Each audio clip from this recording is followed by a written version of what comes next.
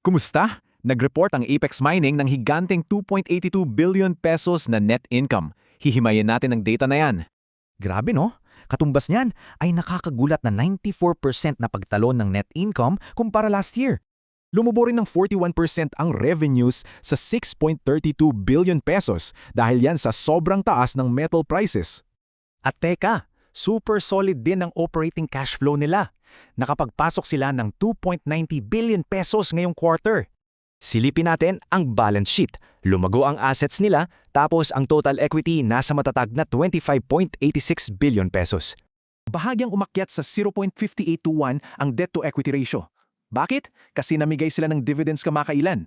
Pero huwag mag-alala, nasa 3.06 ang debt service coverage ratio nila. Sisiw na sisiw lang sa kanila ang utang. Pumagsak man ng 20% ang gold volume, literal na sinalo sila ng napakataas na presyo ng metal. As expected, ginto talaga ang bumuhay sa kita nila. 94% yan, habang 6% lang ang silver. E paano naman ang copper? Future asset yan. Kasalukuyan na nilang nilalakad ang resource verification at community consent. Para masiguro ang growth, pinapalawak nila ang Mako mine capacity at patuloy na inaasikaso ang mga permits sa Sanggilo. Ngayon sa SWOT analysis, super lakas nila sa presyo, pero malaking kahinaan yung pababa ng pababang ore grades.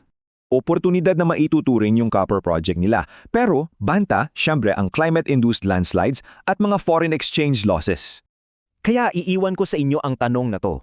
Kaya bang punan ng copper ang pabagsak na gold ore grades?